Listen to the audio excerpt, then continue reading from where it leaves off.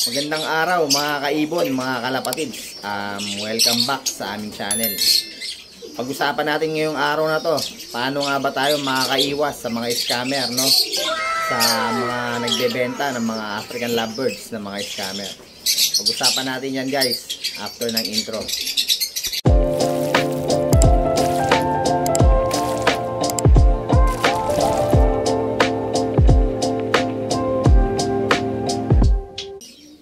Mga kaibon, mga kalapatids, tama ay narinig nyo, no?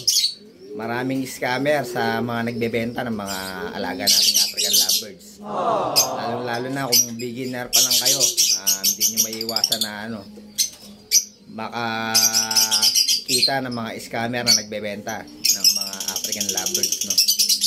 Kaya eto, magbibigay ako ng tips kung paano maiiwasan yung may scam sa pagbili ng mga African lovebirds.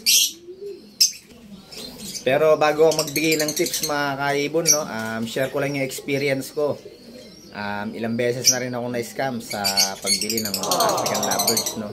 Lalong-lalo na nung baguhan pa lang ako. Meron ako nabiling opaline yung usong mutation nun eh. Nakabili ako ng green new wing opaline, possible cock daw sabi nung napagbilan ko.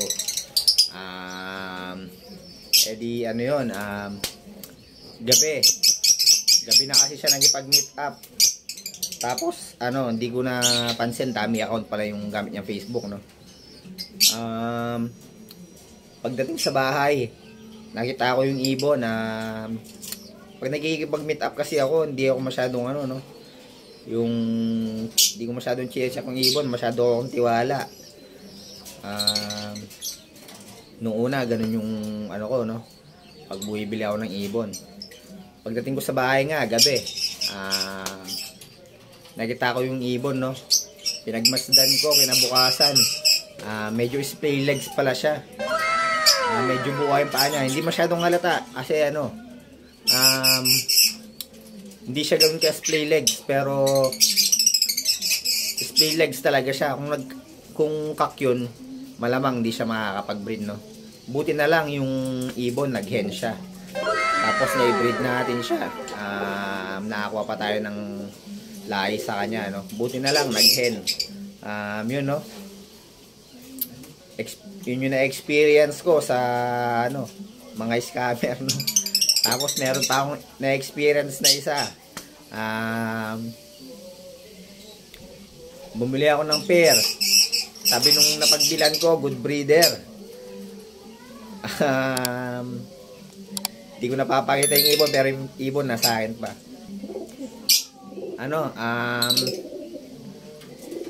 Sabi nung napagbilan ko, good breeder daw yun, na pwedeng pa-monster, ganyan. Kasi naghanap nga ako ng good breeder nun.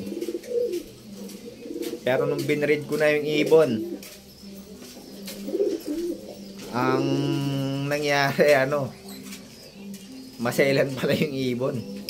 Kapag sinilip mo yung nest box niya, hindi siya hindi niya na tinutuloy yung pangingitlog niya. Tapos, tinatabunan niya yung mga itlog. Yun, pero nabreed na natin yun ng isang beses. Isang inakay lang yung napalabas natin sa kanya. Hanggang simula matagal-tagal na, mga nasa kalahating taon na siguro, 6 months na yung nakalipas nung nabili natin yung ibon, no. Hanggang ngayon wala pa rin tayong yun, isa pa lang nga napapalabas natin sa kanya. Ang ginawa kong diskarte sa kanya, hindi ko sinilip yung nest box, sinayaan ko lang. Sinilip ko nung malapit na mapisa yung itlog. Kaya yun, nakapagpainakay tayo ng isa sa kanya, no. Simula hindi pa rin tayo nakakapag wala pang kasunod. So yun, no. Isa rin yun sa mga issue ng mga ibon na mabibili nyo, yung maselan, ganyan. Kaya kapag bibili kayo ng ibon, sisiguraduhin nyo yung bibili nyong mga ibon. Tapos meron pang isa, sa opaline din, no. Bumibili tayo ng naghahanap ako dati ng Vaio opaline. Basta opaline, hinahanap ko nun. May nag-chat sa akin, hindi ko na sasabihin yung pangalan niya, nakalimutan ko na rin eh. Medyo matagal na rin. Siguro taon na rin yung lumipas, no. Patingin ng ibon, sabi ko, sir, patingin naman ng ibon nung ano, yung binebenta niya nga, yung di sinend niya sa akin yung picture. Malinis siya, malinis yung ulo niya. Yung katawan malinis. Mukha siyang opaline, pero sabi ko, pwede makita yung buntot, sir, sabi ko. Tapos pinakita niya. Hindi naka ano, pinakita niya yung picture ng ibon, yung buntot. Hindi nakaladlad, hindi nakabuka. Tapos sabi ko sa kanya, nireplyan ko, sir, pwede okay lang yung ano, nakabuka yung buntot niya para makita ko na maayos, sabi ko ganun. Tapos yun nga, nakita ko may ano, may baring sa buntot. Kaya negative sa opaline. Tapos pinipilit niya pa rin na opaline daw yun. Beginner pa lang tayo no, pero may alam na rin ako sa ano nun, sa mga opaline. Napag-aralan ko na rin yung katangian ng mga opalines nun. Tapos pinacheck ko rin sa bayaw ng kapatid ko. Nag-iibon din kasi dati yun eh, no. Yun, ano siya, magaling sa tumingin ng ibon. Pinacheck ko sa kanya. Yun, negative nga sa opaline yung ano. Tapos sinabi ko dun sa ano, sir, negative daw po sa opaline yung ibon nyo. Pasensya na, sabi ko, hindi ko na makukuha. Kahit kahit na alam kong nangi-scam na siya, ano, hindi pa rin natin siya yun, ano, tawag dito, hindi ko siya pinahiya. Sabi ko na lang sa kanya, ano sir, negative yan sa ano, sa opaline. Huwag nyo na lang ibenta sa iba, baka mapaya lang kayo, sabi ko. Negative daw po kasi sa opaline, sabi ko. Pinacheck ko rin sa mga kakilala kong veterano. Tapos sabi niya, ano, ganun ba sir, pasensya na kasi beginner lang din ako sa pag-iibon. Pero sa tingin ko hindi siya beginner, no. Kasi ano, maganda na yung ano niya eh, mga kulungan niya, tsaka mga cages niya eh. Marami na, pinakita niya sa akin. Kaya yun, yun, iiwasan nyo rin yun, no. Dapat chinecheck nyo yung mga ibon na bibilhin nyo. So, paano nga ba tayo makakaiwas sa mga scammer, sa mga nagbebenta ng mga ibon, no.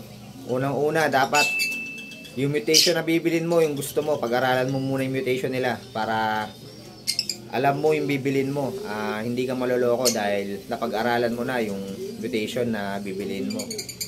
Yun, unang-una yun, no? Kailangan pag-aralan mo. Marami na mga tutorial sa YouTube ng mga African lovebirds, kaya sigurado hindi ka maliligaw kapag may gusto kang bilhin ng mutation. Pangalawa, kailangan may kakilala kang veterano. Lagi mong pinapacheck yung mga ibon na gusto mong bilhin. Magpa-send ka ng mga picture o video dun sa seller para maipakita mo dun sa kakilala mong veterano sa pag-aalaga ng ibon. So yun, no, pangalawa, dapat may kakilala kang veterano para may second opinion ka na nakukuhanan. Pangatlo guys, para makaiwas tayo sa mga scammer, no, sa mga nagbebenta ng ano, scammer na ibon. Kilalanin nyo yung pinagbibilhan nyo. Mas maganda kung sa kilalang breeder kayo bumibili ng mga ibon, no. Meron kasing mga ano, yung mga dami Facebook account na nagbebenta ng mga ibon. Kadalasan na scam nila yung ano, karga ng ibon. Hindi totoo yung karga na i-declare nila dun sa ibon, no. Kaya mas maganda kung sa kilalang breeder na kayo talaga bibili nung gusto nyong mutation para makasigurado kayo sa bibili nyong ibon, no. Tsaka mas maganda kung pupuntahan nyo mismo dun sa aviary nila, mag aviary visit kayo para makita nyo rin yung history ng ibon, yung parents, yung pinanggalingan ng ibon, no. Kaya yan, mas maganda yon. So yun lang, no, para makaiwas tayo sa mga ano, sa mga scammer. Marami talaga mga nag-i-scam sa pag-iibon, no, sa totoo lang, marami. Kung beginner ka pa lang, Yun, hindi mo alam na may mga scammer din sa pagbebenta ng ibon. Kaya, yun, nagbibigay ako ng tutorial, no? Kasi ano, na-scam na rin ako dati sa pagbili ng mga ibon. Number 1, iiwasan nyo dyan guys, no? Yung mga dami FB account. Yun, iwasan nyo yun, no? Kasi, sigurado, ano yun? Hindi naman lahat. Pero malamang sa malamang. Yun, no? Yung mga dami account. Mga scammer yun. May, share ko lang din, no? Dati may nag-PM sa akin. Nagtatanong kung kilala ko yung, FB na yun, no? Yung FB account na yun. Kasi nakabili siya ng ibon sa kanya. Meet up lang, no? Yung ibon na nabili niya, ano? Wala pala yung karga na sinasabi nung, ano, nung napagbilan niya. Nakailang clutch na pero hindi naglabas ng visual Lutino. Lutino yun, alam ko, split ino yung binili niya eh. So yun guys, no, iwasan nyo yung mga dami account na ano, nagbebenta ng ibon. Hanggat maaari, ano, iwasan nyo rin yung ano, ayaw magpa-aviary visit. Mas maganda yung makapag-aviary visit kayo sa kanila, no, para ma-check nyo na maganda yung ibon, ma-check nyo na mabuti. Tsaka din dun sa ano guys pala, yung mga nagbebenta ng sobrang mura na ibon, no, tapos yung karga bigatin, yun, magdalawang isip na kayo kapag sobrang mura ng ibon na ano nila binibenta nila, tapos yung karga ano, bigatin. For example, Opaline, split ino, ganyan. Mas mababa pa yung benta niya doon sa budget meal na hinahanap ng tao. Malamang sa malamang yun, no? Hindi naman lahat. Yung iba kasi yung mga nagbebenta ng sobrang mura, yung talagang ano eh, need ng ano eh, ng pera eh. Pero yun, check nyo pa rin talaga. Mas maganda kung check nyo at saka mag-aviary visit kayo. Check nyo mismo dun sa aviary nila yung ibon para makasigurado kayo. Tsaka alam nyo yung babalikan nyo, no? Kapag nag-aviary visit kayo, alam nyo yung babalikan nyo. Kung sakaling hindi tama yung karga ng ibon na naibigay sa inyo. Yun din pala guys, no? Ilista nyo yung pinanggalingan ng mga ibon nyo. Yung pangalan ng tao o kaya yung ano niya, FB account niya. Yung pangalan ng aviary niya, ganyan. Ilista nyo guys kung saan nanggaling yung mga ibon na nabili nyo, no? Ako, ano, may listahan ako ng mga ibon na pinanggalingan ko. Kaya yun, importante yun, yung nililista nyo para alam nyo kung sinong babalikan nyo sa mga, ano, ibon nyo, no? Hindi kayo malilito. So, yun lang guys, no? Yun lang yung tips ko para sa araw na to. Sana, may naitulong ako sa inyo. Sana, may nakuha kayong, ano, tips sa mga nasabi ko. Hanggang dito na lang yung vlog natin ngayong araw guys. Maraming salamat. Huwag niyo sana kalimutan mag-follow at mag-subscribe sa aming Facebook page at YouTube channel.